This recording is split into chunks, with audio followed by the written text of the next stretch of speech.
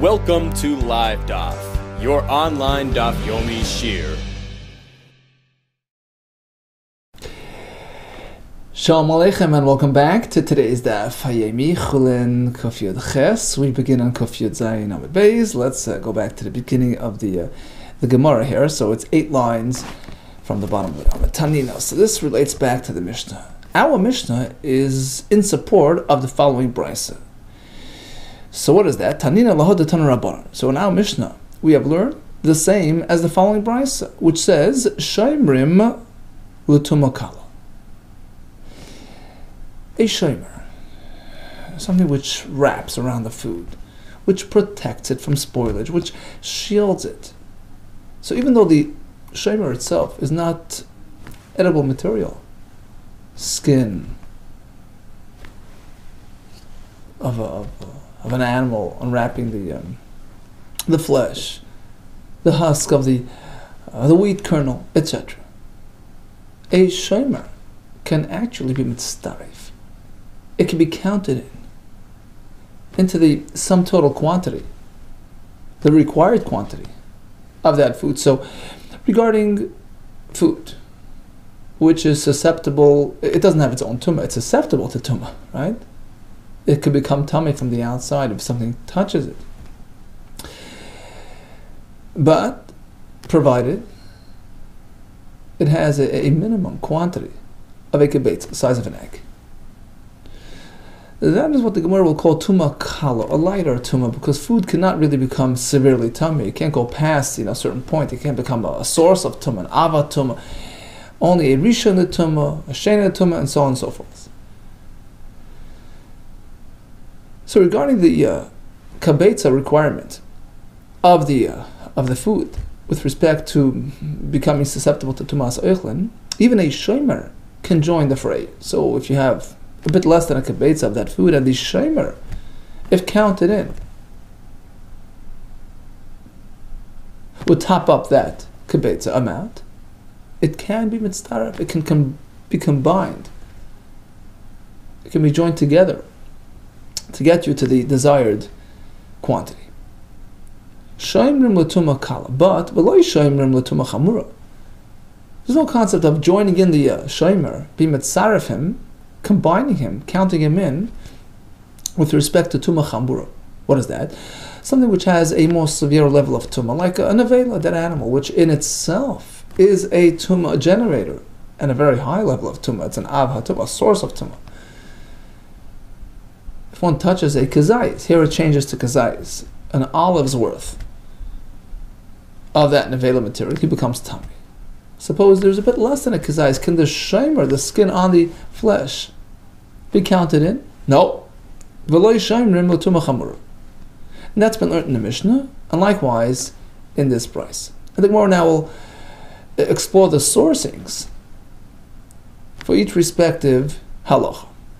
Shoimrim l'tumah kala minon. How do we know that regarding tumah kala, which again is a reference to tumas oichlin, the shomer can be counted in? How do we know? The Tana, Dver Bishmol, of Brisa, in discussion of food becoming tummy, the Torah says like this: Al kol zera zeirua asher yuzareya. All these types of seeds, edible seeds, wheat, barley kernels, right, that are planted in the ground. These are edible materials. If they should first become hechsher, right, they get wet, and that opens them up to tumah, and then a nevela lands on them, they will become tummy. Why this reference to zera, zerua, asher yuzareya, relating the food to the way it's being planted? What's the connection between, the two things?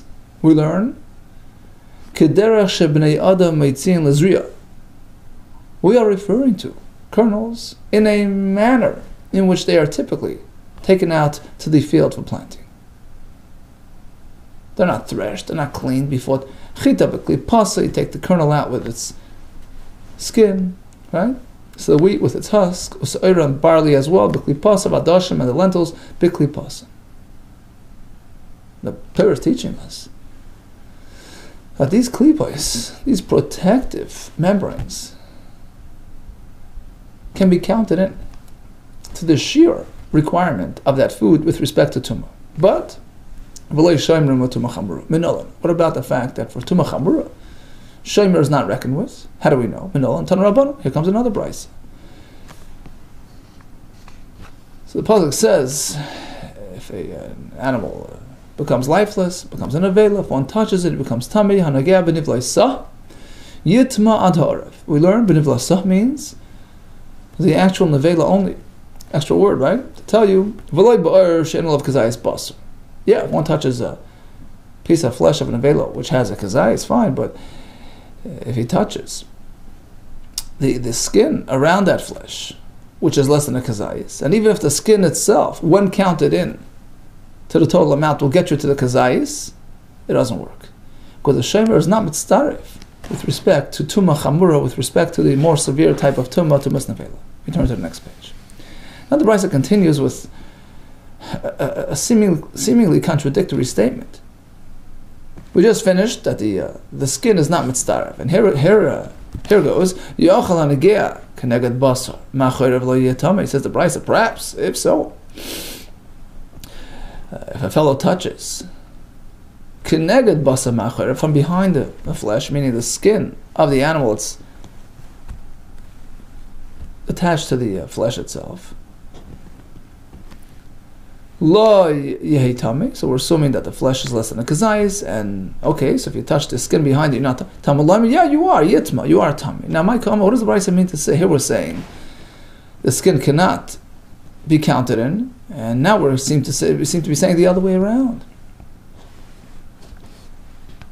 Amar Rava, explains Rava. V'amila, some say it was somebody whose name we don't know, Kadi. We went to modify the brisa as follows. Chasura mechsura. The brisa is meant to be learned as though it's missing some words. And you read it as follows. The brisa begins. Pasuk says, B'nivlasah. You touch the actual kazayis of nevela. But if it has less than a kazayis, the skin, the inedible material, cannot join in. So even though it's a shomer, it's serving as a protector on that flesh, it is not mitzvah. As opposed to touching a skin which has on it basar, which is less than a kazayis, even if the skin itself, when counted in, brings you up to the kazayis, because the shomer is not mitzvah by nevela. The brisa continues. We switch gears to a case where you have a full kazayis. You have a kazayis of nevela. So what's the issue? You didn't actually touch that flesh. You touched the skin that's attached to it. That's the case. So we're changing the story. There is a kazayis, but you didn't touch it directly. You touched it indirectly from the back. That's the question. So perhaps Shani might say, I will exclude even the following case. Af yesh alav kazayis basar, piece of skin which has a kazayis stuck to it. Now, hanageh keneged basar ma'achorev yochel lo yetami. So now, suppose I touch not the basar directly, I touch the skin behind it. Keneged basar ma'achorev yochel, perhaps I'm free of tumah. Yochel lo yetami. Why? You see, until now we spoke about shomer, a shield, a protector, a wrapper. Regarding tumas oichlin, it's mitzdaref to the kibetza. Regarding tumas nevela, it's not mitzdaref to the gazayis. There's something else called a yad. Yad is a handle, an extension. Material which is used to handle, to access the tumah material. Like a piece of skin that has flesh on it. So you're holding the skin in order to handle, to move around the flesh. A bone that has some basar stuck on the other side. So you're accessing the basar, you're handling it. You're moving it around by way of the bone, which is really like a handle. It's a point of access, it's an extension. So perhaps the skin, which has the basar on it, that skin cannot even serve as a yad. Now, difference is that a yad is not going to be mitzdaref to the missing shear. At most, what a yad will do is it will serve like a conduit, a conductor of tumah.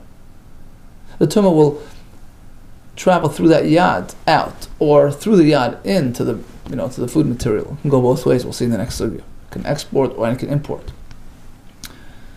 So it's not so inherently connected and virtually one with the food. It's an extension.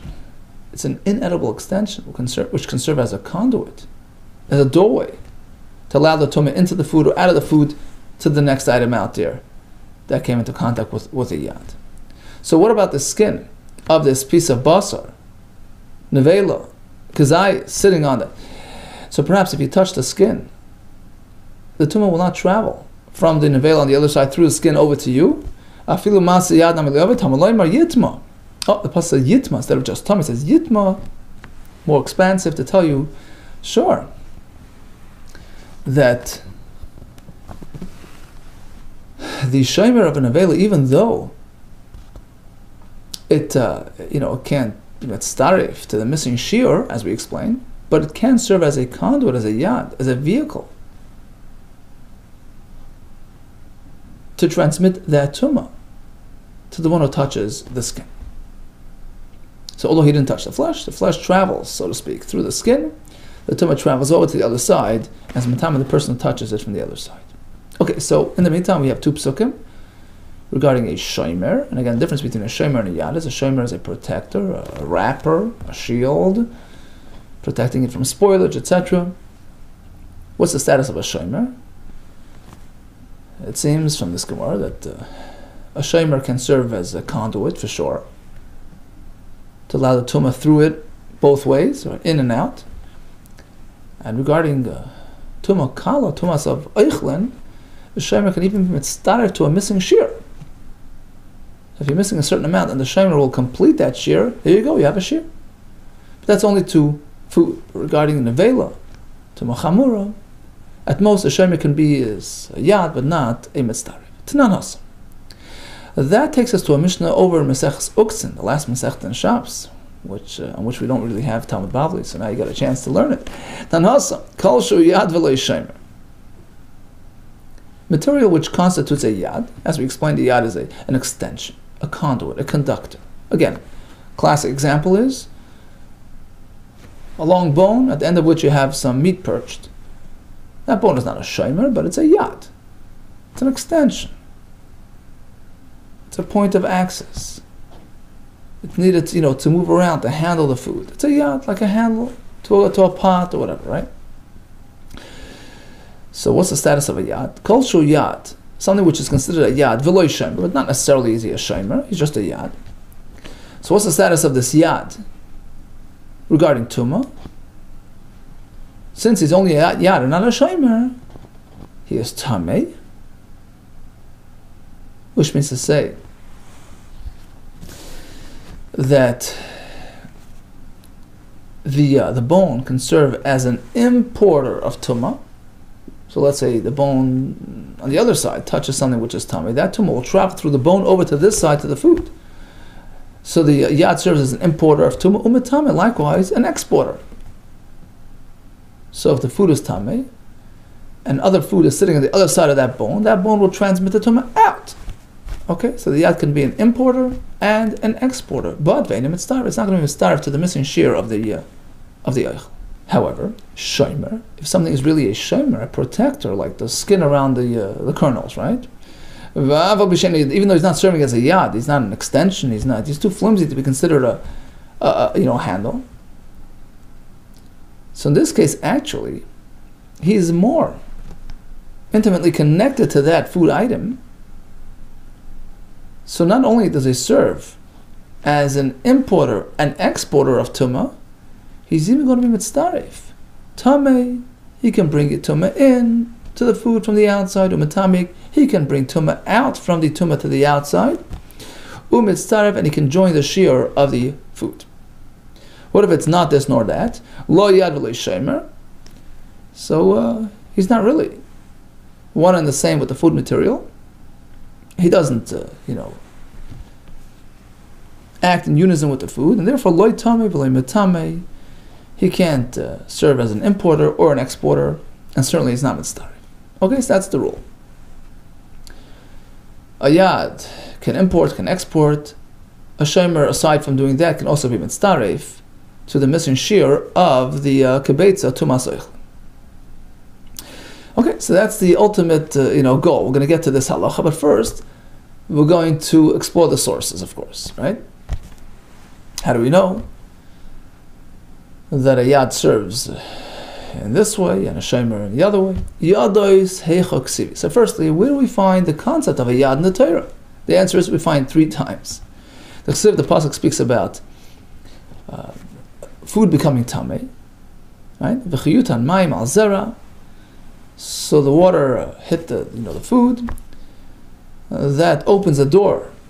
That's the green light for further tumah, which in fact happened. V'nafal v'nivlasam olav. The next part of the pasuk is phase 2. The nevela actually came into contact with that food. Tamei ulachem. The food becomes tamei. Now, why the extra word lachem for you? What does that mean?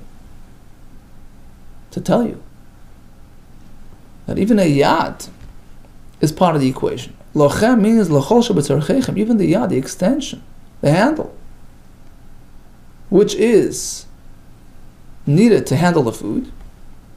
L'rabayis es hayadais. That too is part of the equation and can serve as a conduit for tumah to bring tumah into the food. Next pasuk we have is by an avela, which is actually a self-generator of tumah, which exports its tumah to the outside. Uksiv, we have another pasuk. V'chiyamas ben avhema she'elchem la'achla. V'hema dies, and again, what's lachem? Lachem l'chol shebetzarchechem. Even the handles, which serve the nevela, the rabbis hayadis. Okay, so now we know that a yad can import, right? That we learned from the first pasuk. The food imported, the food which is in the meantime tahar, right, can import tumah into itself through the yad lahachnes, and also lahaitzi. That's from the second pasuk from the nevela, which already has its own tumah. The yad will serve as an exporter to the outside.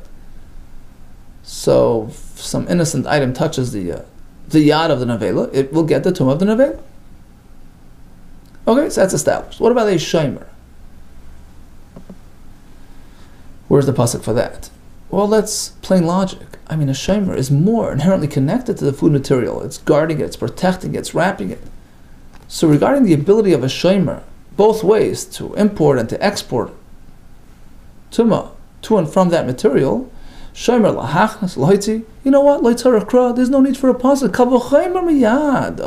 It's learned by way of a logical kavachaymer. Look, umayad sheina magina. Even the handle, which doesn't serve as a protector. Nevertheless, we've just learned it can serve as an importer and exporter.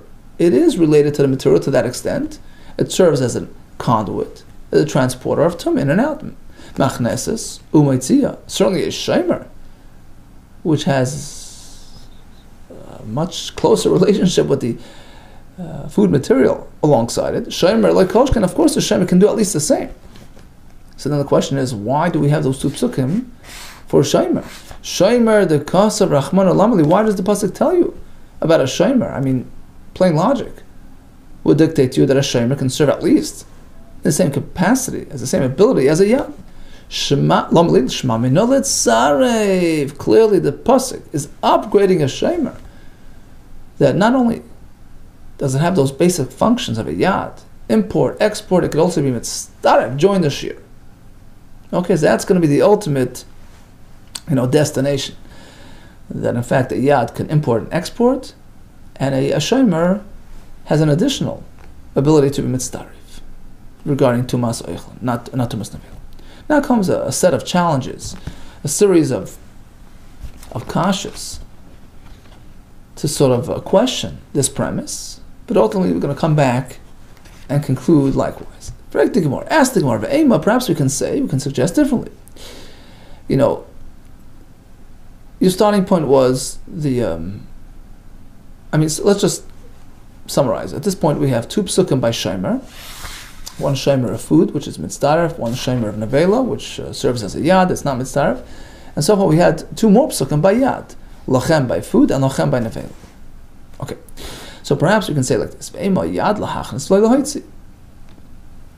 You know, the yad, which is said by food, is teaching that it can import, because food is really an importer of tumah. He doesn't have his own tumah. He's an innocent piece of food, right? And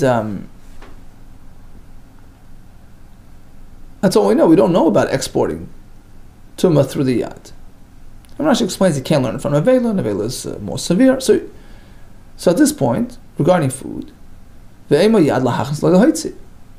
the yad is limited to an importer and not to export. So now when the Torah speaks about a shemer as well,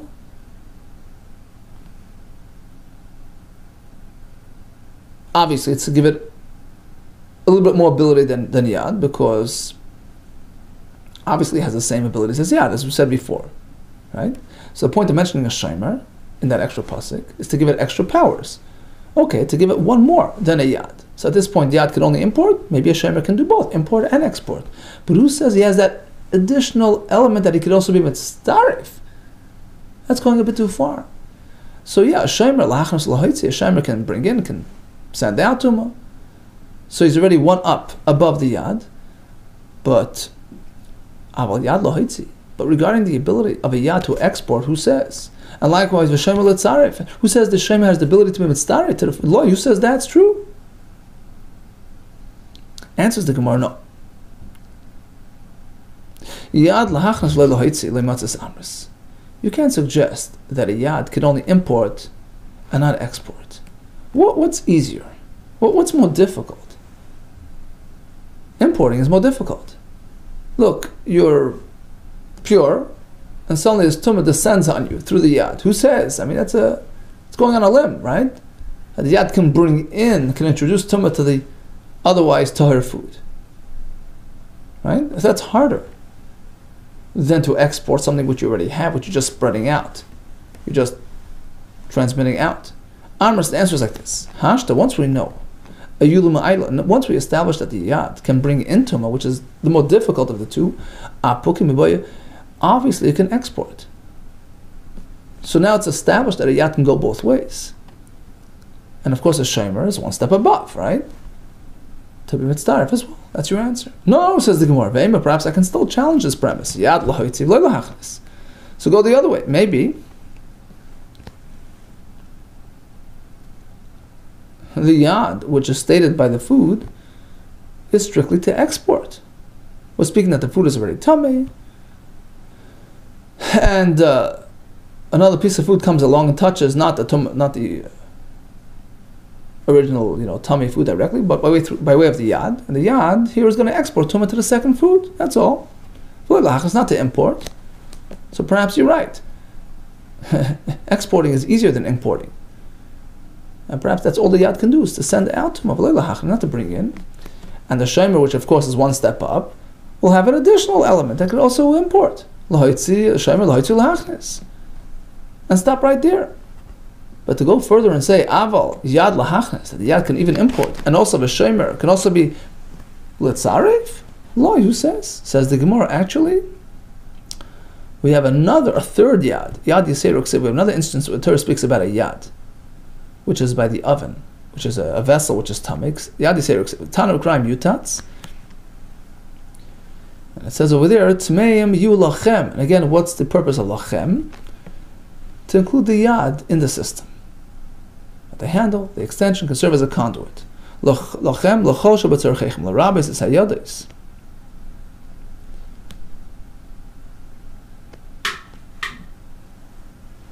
To include yadis as well. And once we have an extra pasuk, evidently it's coming to include another aspect, which is also to import a tumah. Okay, so once we know that a yad can go both ways, inevitably a shemer is a step higher, which is b'mitzdarif. Good. Ask the Gemara, hold it. You're assuming there's extra psukim here? There's nothing extra. It's all actually needed. Okay, so we're going to dwell on these three psukim right now. Lachem, lachem, lachem, stated by food, which is tummy, nevela, which is tummy, and the tanur, the oven, which is tummy. They're all needed, because each case is distinct, is unique, and can't learn from the other one. Hi, minayu miyata. Which one of these is extra, is unneeded? Okay, let's explore. Lichta brachmana b'zroim. Perhaps, let the Torah just say it by the food. Just there. V'lei suhanach minayu. And the other, to the veil on the oven can learn from the food that yad is a functioning entity. No, malas roim shekain to masan meruba. Food has an advantage over the other ones. It has a more expansive tumah capability. Rashi explains. You see, unlike a vessel, an oven, which can only become tummy if it touches a real high-level tumah, an ava tumah. Food doesn't have that restriction. Even if it touches a lower level tumah, rishon tumah, lower level, it will become tummy. Likewise, food has more capability than a vela, as we had back in the Mishnah. Right? That food has greater tumah capabilities than a vela in certain cases. So these are advantages which preclude learning the other ones from the food. The food stands higher. It's a different system. Okay, so that's out. Okay, let the Torah just state yad by the Tanner and let the other ones learn from him. No, Tanner has an advantage. It can transmit tumah to an item suspended in its airspace without actually making physical contact. That's something unique to a Tanner. So perhaps that's why, because of its strictness, because of its higher level of tumah, it has the ability to transmit through the yad, but not by the other ones. Okay, so that's out. Okay, third option. Suppose the Torah would merely state the concept of yad by the nevela. Why can't we learn the other ones from nevela? Let the other ones come along, we know, learn from it. No, my nevela shekem mitami adam. A nevela has many advantages over the other ones. It can transmit tumah to a person who touches the nevela, as opposed to a tanner, which can't do that, food, which can't do that. Also, mitama b'masa, if one merely carries the nevela without actually touching it. He's carrying it by way of a medium, right? He becomes tamei. That's something unique to nevela. With tumah yotzim gufa. Furthermore, the nevela is a self-generating tumah. That's something unique to nevela. So you can't learn from nevela. Nevela is strict. Okay, you're right. Chadam achad l'as. You can't learn one from one. But perhaps we can join two. Have the Torah state the din of yad by two of these three, and let the third one learn from those two. So even though those have, unique stringencies, but they're not similar to each other.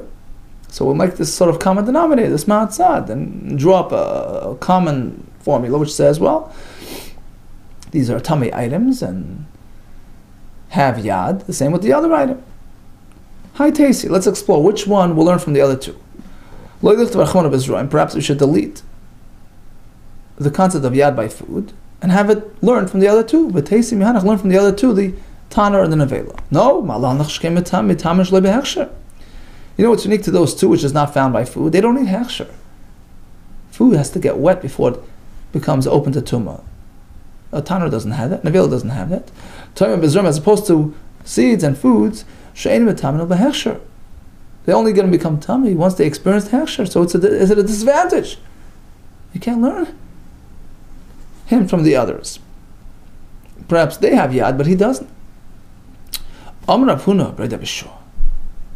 That's not an issue.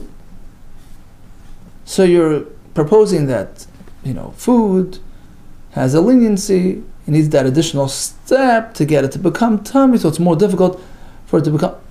Guess what? There's nothing unique about it. Let's take a look at the oven. The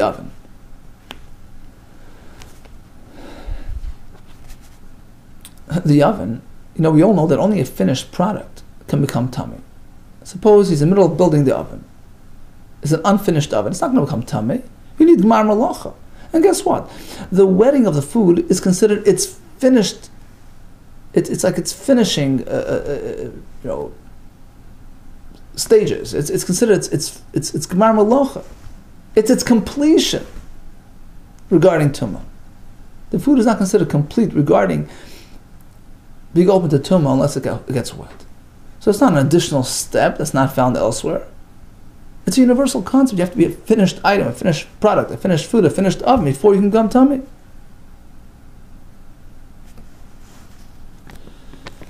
Amar afunu with Yeshua perish lihuksharu. The food.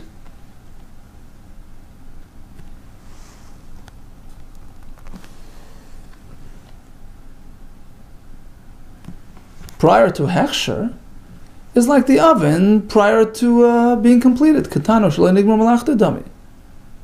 So it's really all one and the same. There's no leniency or strictness in one over the other. Right? So we said, well, these two, nevela and tanner don't need hechsher. Well, guess what? The tanner does, just like the food. Ela parichachi. Rather, we can negate this attempted derivation as follows. We're attempting to learn food from the other two items. You know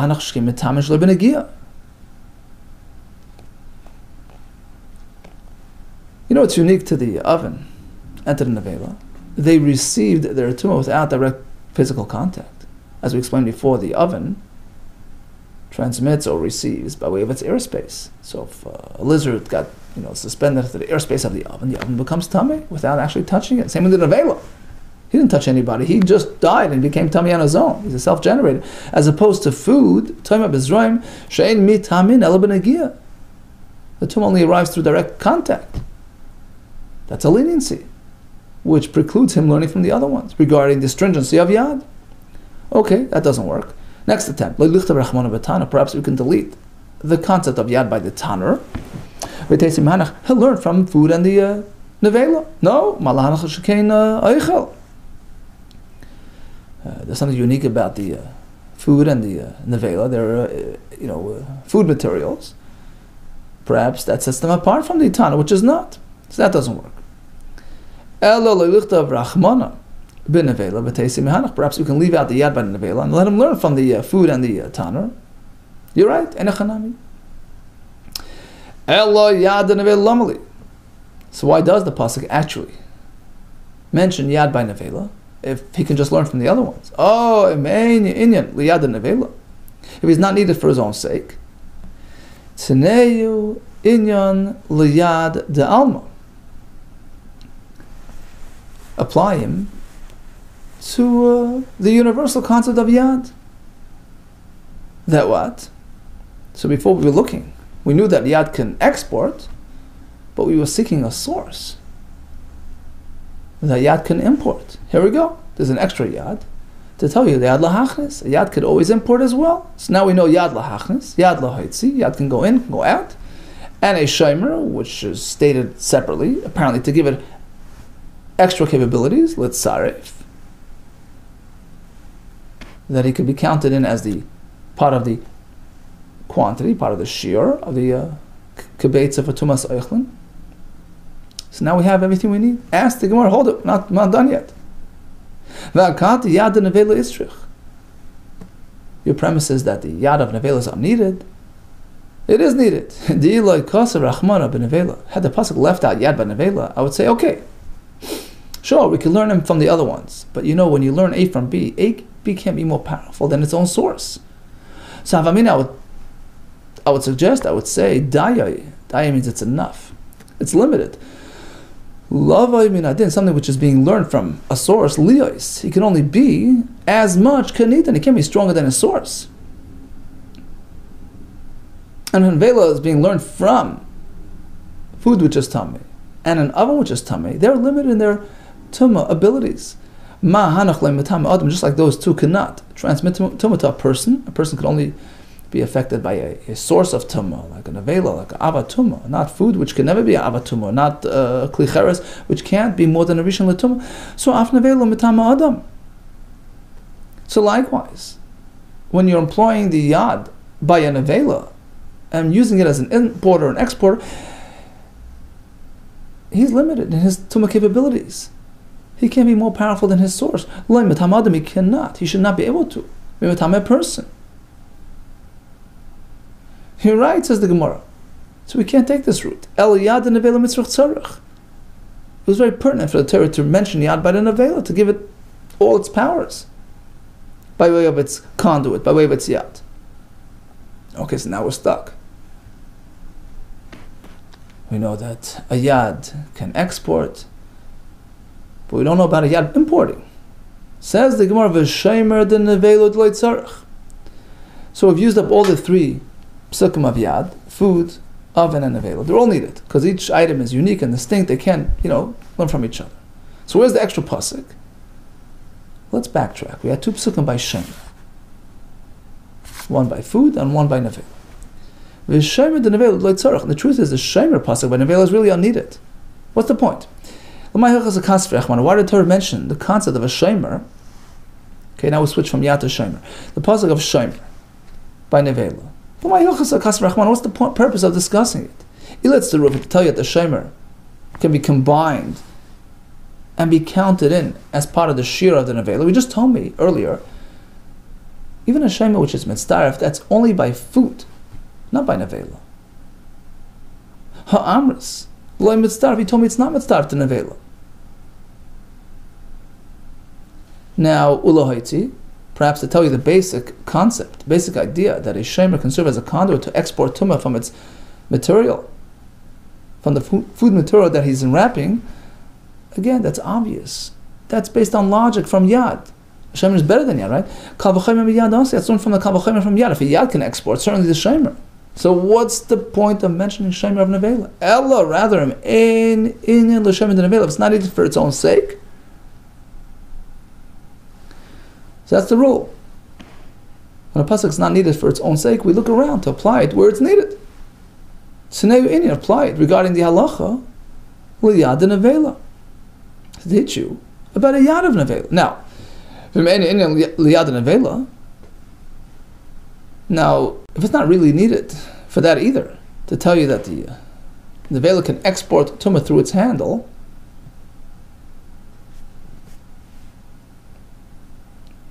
right? We already know that from the pasuk of lochem by nevela that does that. So this is just redundant. So again, it's not needed for that. Okay, here's the next option. T'neu inyan liyad nevela. T'neu inyan liyad yam. We'll apply it to teach you that a yad can serve as a conduit regarding other tumas. Regarding other tumas. Now, to export, we know already. Evidently, it's coming to tell you to import. So there you go. So now we know, from this extra pasuk, we know.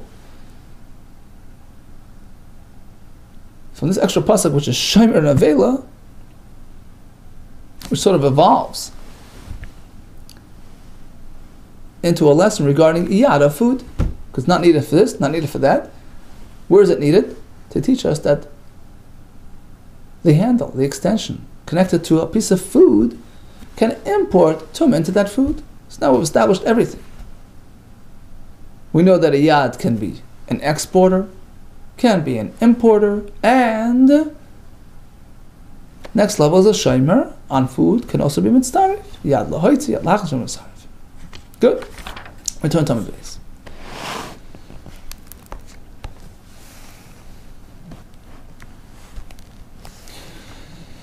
So let's stop for a second.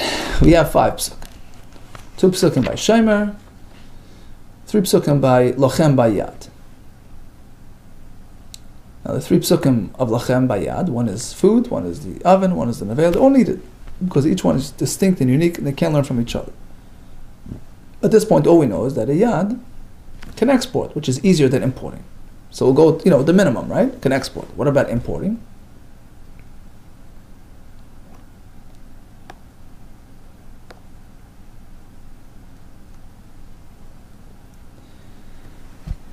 That was the extra pasuk of shemer and avela, which was unneeded, to tell you that a yad can import. Now, regarding the shemer's abilities, that's plain logic. If a yad can do these things, certainly a shemer which is virtually one with its enwrapped food, of course. It serves as a conduit both ways. In fact, the Torah adds by a shemer of food that there's a concept of shemer, evidently to give it additional powers to be mitzdaref with the food to complete the shir. Now, the Gemara will challenge everything again. Perhaps we can challenge as follows. The extra pasuk of shemer and avela? No. It's not going to teach you what you want it to teach. Ve'ema, perhaps. Imenya inyan. L'shem de nevela. True, if this pasuk of Shem and Nevela is not needed for its own sake, as we explained, because the Shem of Nevela is not mitzvah to Nevela, it's an extra Tneu inyan l'Shem de Alma. Perhaps, let's not divert the pasuk of Shemer and use it as a lesson regarding Yad, which is like a different track. Keep it home, keep it in-house. It's teaching us another aspect of Shemer. Which Shemer? Shemer da'alma, Shemer, regular Shemer around food. Not around the veil, around food, to tell you. But although Yad, at this point, we only know that it could export, a Shemer, which is inherently closer to the food material, it can also import. So it's upgraded, it's an odd job. Instead of limited to export, it can also import. Okay? So Shemer lahachnas. Now the other pasuk of Shemer, which is stated by food, v'Shemer l'tzaref, is teaching that Shemer can also be mitzaref. But regarding a Yad's ability to import, we don't have a pasuk for that. Aval Yad lahachnas loy. So we're stuck again.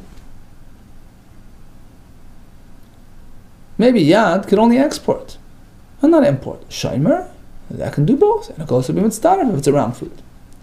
So how do we know that a Yad, an ordinary Yad, can import? Ella, rather, you're right, says the Gemara. Let's backtrack a second. What was your whole premise? What was your whole kasha that set this whole process in motion? The kasha was that the Yad, which is discussed by the food over there, maybe it could only export an existing tumah, but not import. No, take a look at that pasuk. But speaking about food, food is not naturally tummy. How's it becoming tummy? So what does the pasuk speak about? A sheretz landing on the food. That's importation. There's your answer. How do we know a Yad can import from that pasuk itself? Ella, rather meikara. The original kasha can be answered nipped at the bud. Ki ksiva Yad achnasa ksiva. The Yad, which is related to that food, is bringing tumah in. Right? So now we've established that a Yad can go both ways. Right? If it can import, certainly it can export, right? And like we find by Nevela can export, right? Elo Shemer de Nevela lamali. So now back to the question. The Shemer that it says by Nevela, which was extra a minute ago, and was applied to teach it, now it's not needed anymore. For its own sake. What does that mean? To teach you something about a Shemer or Nevela and how it functions. Says the Gemara, regarding what? Ilitz the Rufe, to teach you that the Shemer Nevela is mitzdaref to the Sheer Nevela. No, we just said it's not, right? Shemer can only mitzdaref to food, not to Nevela. Amrus le mitzdaref. Ilachmus lahayitzi, to teach you that the Shemer can import and export tumah from that Nevela. That's obvious. It's learned from Yad by way of logic. If Yad can do that, certainly a Shemer. Answers the Gemara, you're right. Sometimes the Torah will spell out things which can be learned from logic. Milsum, the Asya, even a concept that can be derived from a Kavachemer, Torah, because of the Torah can go out of its way and spell it out just, for clarity, whatever. Says the Gemara. So if you're arriving at this point that even something which is obvious, which is logical, can be spelled out in the pasuk. So how do I even know that Shemer around food can be mitzaref to the food, to the share of the food? It's based on a premise that really Shemer is even better than a Yad, and whatever a Yad can do, a Shemer can do. So why discuss Shemer? Apparently to give Shemer extra powers to be mitzaref. No, maybe it's just being spelled out, despite the fact that it's an obvious halacha. And perhaps Shemer is not more capable than Yad. If that's the case, if you're working with this premise. So Shemer da'alma, the Shemer around food. I can still insist that the Shemer can only import and export. Lahachnis, and some add the word lahoitzi. And although that's obvious, because if a Yad can serve in that function, certainly a shema. So why mention it? Well, umilsa, the asi, b'kavachema. Sometimes an item which can be derived from logic, torach, v'kos, Torah will spell it out. So perhaps a shemer is more capable than a yad. It's limited to importing and exporting. Who says a shemer around food is mitzaref? Well, heichad ikal midrash ashinam. We only say this, the Torah will spell something out that can be learned when you have no application for the pasuk. So you say it was just spelled out, but heichad ikal midrash, when you have something, so to speak, better to learn from that pasuk, some sort of lesson that the Torah is imparting, darshinan, we take that route and we learn it likewise. So it's safe to assume that when the Torah spells out the concept of shema around food, is to tell you a new idea. That although a yad can only serve as a conduit, a shemer can actually be a mistarif. So bottom line is,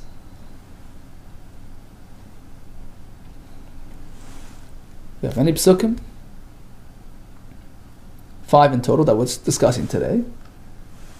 2 of shemer, 1 shemer of food, 1 shemer of nevela, and 3 of yad, lachem, lachem, lachem, by food, by the oven, and by nevela. The 3 lachems are needed, an extra.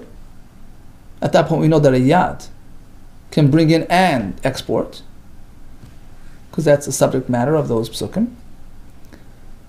Shemer of nevela is extra. Shemer of food is telling you that it's mitzdaref to the food as well. Rav Chaviva Amar, Chaviva says, look, I have another solution to this issue. Let's go retract back 2 steps here. Okay, let's go back a couple of steps. We were at the point that we only knew, right? And sort of reset the clock. We had a question here at the bottom of the Amid Aleph. Maybe the yad can only send out an existing tumah. It can't bring in a new tumah, right? So we came up with a novel solution. We have an extra pasuk by shemer and avela, which is unneeded, right? Because shemer is automatically as good as yad. What do we talk about shemer at all? It's not needed, so it's coming to teach you another element, another aspect, another capability of yad, that yad can also import. The question was, well, that's shemer, this is yad, why would you mix them up, right? Right, that was the next question there on the top of Amud Beis. Maybe we can use shemer for shemer's sake. Why would you divert it to yad? There's a different track. Rav Chaviva Amar, it's not a different track. The truth is that a shemer of an avela doesn't really serve more than a yad. Halachically, a shemer around an avela doesn't have that upgraded function of a shemer around food. Shemer around food has been starved to the food. Can actually join in the process, can be counted in as the shear. A shemer avela doesn't have that ability, as we concluded earlier. So halachically, a shemer around an avela is really regarded merely as like a yad. At most, he's a conduit. So really, he's another version of yad. So it makes sense to redirect him to serve as a source lesson for a yad. Hence, we know that a yad can also serve as an importer, which was the missing piece of the puzzle, right? The question was, why would you divert shemer to be used as yad? No, this shemer is really another version of yad. Hence, it can teach us another aspect, the missing aspect of yad, which at that point we only knew can export. Now we learned that it could also import tumah through that yad. Rav Chaviva Amar Shani Shemer Nevela. Shemer Nevela is different than a regular shemer. Keep the masa yad kavod, since it's only functioning as a yad, doesn't have the tzir of capabilities. Ayad shadin, we apply him to the lach of yad, as we said before. Okay, so at the end of the day, we finally arrived at our destination. Something which is a yad can serve as a conduit, as a transmitter, as an importer of tumah. Something with a shemer can do that, and plus. It can also be mitzdaref to the shear, provided that we're talking about the shear of tumas oichlin, the kabetz that's needed for tumas oichlin, but it doesn't serve as a mitzdaref for tumas nevela, for the kazayis, for the missing kazayis there. Ask the Gemara. So let's go back to the beginning of the sugya. The halach of shemer around food is learned from the pasuk I'll call zera zerua asher yizareya, describing the kernels being taken out to planting in the farm with their husks, with their skins. Hence, we know that a shemer is mitzdaref to the shear. So, Is it just about the way things are planted? Maskeflo, Rabbi Yehuda Bar Yishmael, have a question from yet another Mishnah. Mesechus Uktzin, Hadasnan. What about the Mishnah Pitma, the flower on top of the shalrim, on top of the pomegranate? It's mitzdareves. It's mitzdarev to the shear. So if the pomegranate is a bit less than a kibetza, and when factoring in the flour, you get a kibetza, it's now matame to masayich.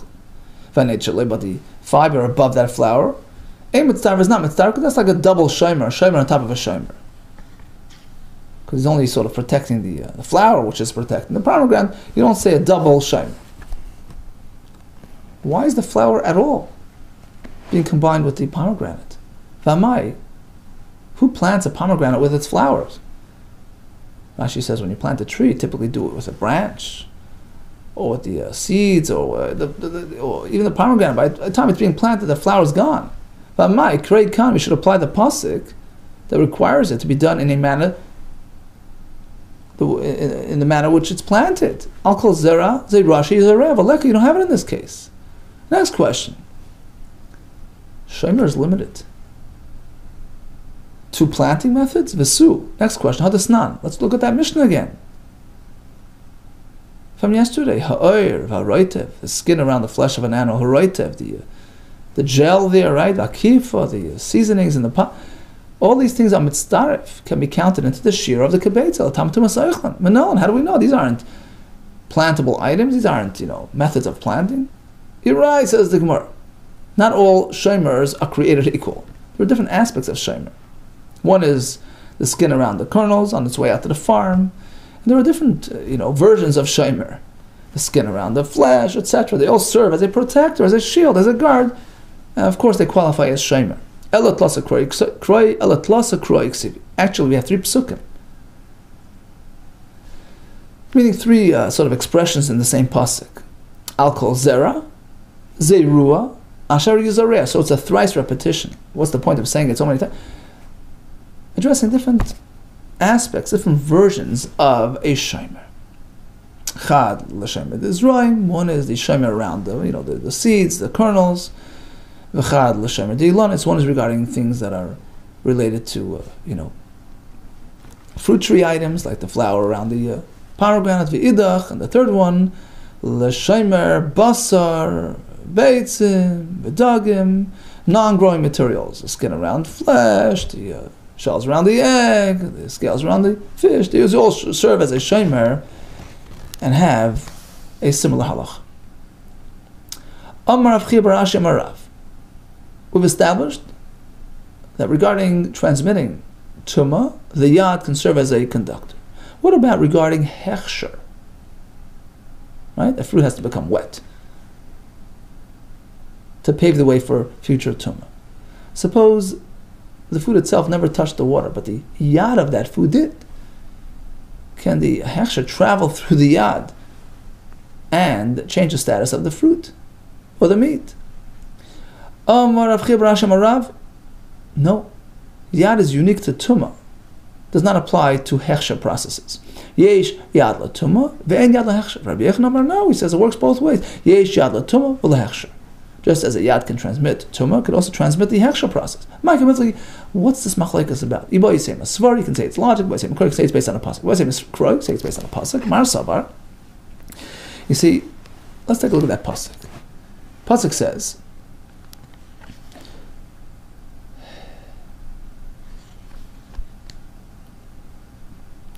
you have the seed, right, which gets wet. That's phase 1. B'chiyutan mayim al zera. Phase 2 is that it got tamei. V'nafal b'nevlasam alav. It touched the nevela. Conclusion: tamei hu lachem, and lachem, of course, is the source for yad by food.